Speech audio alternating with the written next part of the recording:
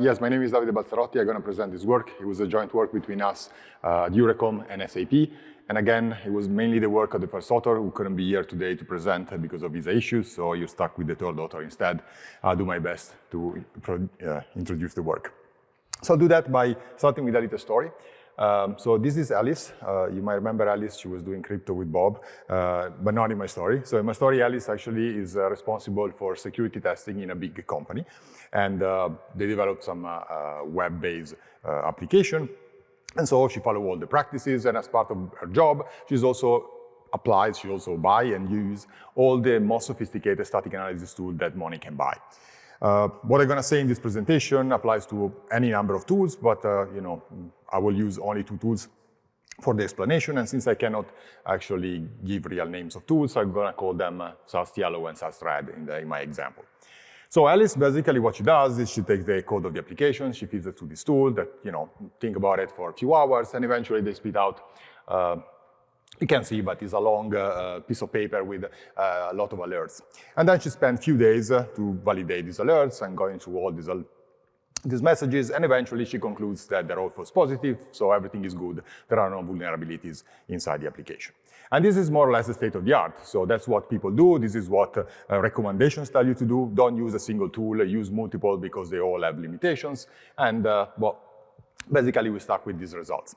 So the motivation of our work was basically to try to find whether there is a better way to use multiple tools to try to get better results than simply by using them in parallel. To understand the logic, first we need to understand how these tools work in the first place. So static analysis tools, to detect most of the classes of vulnerabilities, web-based vulnerabilities, what they do, they need to reason about the application, try to find places where the attacker can inject some input, we call them typically sources, and then follow this input across the application until it reaches a sensitive operation, we call them sinks typically. And not only following the path, of course, but since the data get transformed over this path, they need to reason about the data and see if there is any sanitization that is applied. And eventually, if that's not the case, they can report this as a vulnerable path.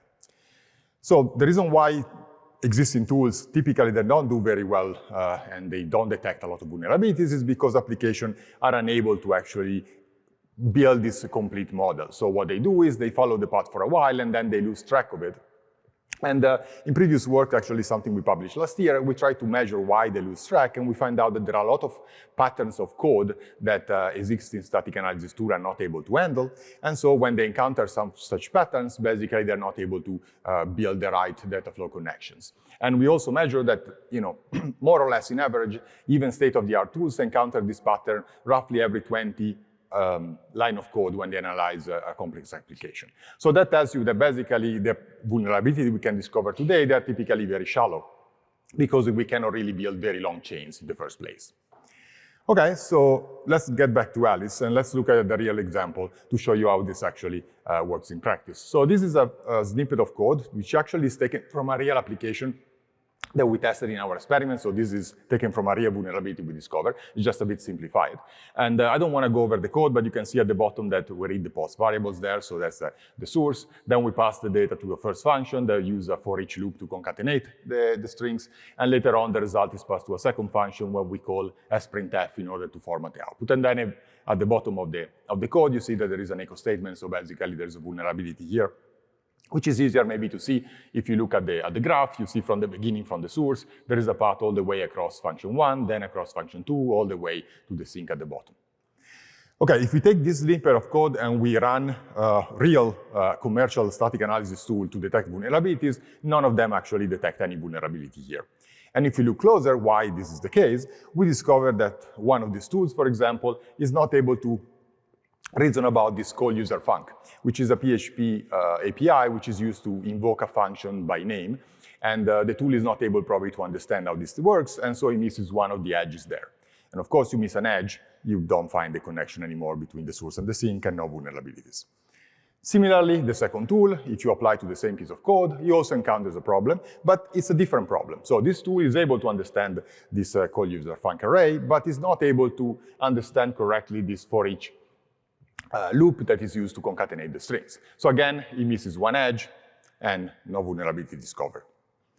So if we now try to sort of generalize this thing, we can think of an application like a collection of these little dots, little instructions, but it's not only 20 or, something like this, like in this picture. It's more like in the order of 10,000, 100,000, or million of different nodes.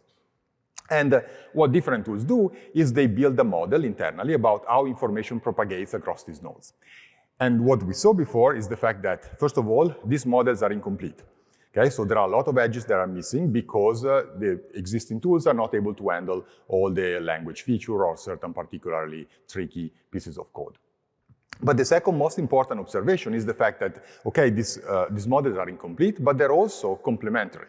So if you look at them, what causes a problem from one of the tools, typically it's handled correctly maybe by another one, and the problems are different. So if we could somehow combine these two models, then we could actually get a better result. We could get a better coverage of the application and maybe discover more vulnerabilities. Problem is that in reality, these are black boxes for us. So you use a tool and you don't know which kind of model it actually builds internally. There is no way to inspect that, to export it, and even if you reverse engineer that, then there is no way to sort of use this information and inject it into another tool. So in case of open source tool, you may think that this could be done maybe, even though in reality that's never done. But if you use commercial tools, which are typically the best to discover statically vulnerabilities in the code, that's not even possible. So here comes our approach to WIP. So I'm going to present it over the simplified example, and I'm going to give you just the general sort of idea. Then you can check the details in the paper if you're interested. So what we do is, of course, we cannot touch the tools because they're black boxes, but what we can do, we can work on the source code because, well, that's a static code analysis, so we have access to the source code of the application. So what we do, we take the source code of an application, and then we inject inside this source code hundreds or thousands of different fake things. So we modify the source code. For example, here we do like echo certain variables in order to inject specific things inside the application. And then what we do is we run again the tools. And in this case, for example, tool yellow, it will show you that there is a vulnerability in the first of these things that we actually injected. So it means that the tool understood that there is a link between the data that is provided by possible attackers all the way to these variables that we use in our fake sync. We do the same with the other tool, and this time, we have two of them that are reported as vulnerable. And of course, you need to generalize this. Typically, you have hundreds of them. But based on the way we inject this one, so typically we sandwich, for example, function calls by using return values and the parameters, but more details in the paper. The point is that we can reason about this output of the tools, and we can infer that, okay, the tool red here was able to understand that there was a path between the variables in the first and the one in the second of these fake things. So now we can use this information, and we want to use it to improve the other tools. So what we do, we modify again the application. Everything is automated, so it's just a tool that does this and invokes the static analyzers. So the tool modifies again the application, and this time introduce an if statement, a conditional statement, inside of which we put a line, for example, like this, x equal vars, to basically force the other tool to build the edge, the conditional edge, inside its own data flow of the application. Okay? By doing this, of course, every tool will be able to understand these very simple assignments. So by doing this, when we scan again the application, this time with tool yellow also understands there is a connection there, so it can go deeper inside the code. One of these iterations is not sufficient because, as I told you before, we need multiple iterations in order to go back and forth between one tool and the other one to propagate edges. But eventually, we can reach a better coverage of the application. So to give you an example, we tested this on real application. We tried to get the most famous, largest application that are available on GitHub, written in PHP, everything with over 1,000 stars. We selected those that had a sufficient number of sources, because otherwise there are also libraries and things like this. And eventually had to exclude a few because some of the commercial tools were not able to handle them and they sort of time out in the analysis. And we remain with 114 projects. These are all very well-known, very large projects. And these are all the latest versions that are being tested, and they have no known vulnerabilities. And then we performed the test with two popular commercial tools. And also in the paper you can find information with open source, but I'm not going to discuss that. And we tested for different classes of vulnerabilities. So results. So first of all, here you can see how many iterations it takes to converge. So until the point where you don't discover new edges anymore. So you can see for most of the project that's between 2 and 3 iterations. The maximum was 6 iterations.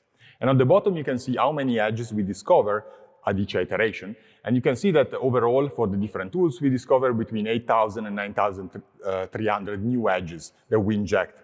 And basically, we can use from one tool to the other in order to help it understand better the code.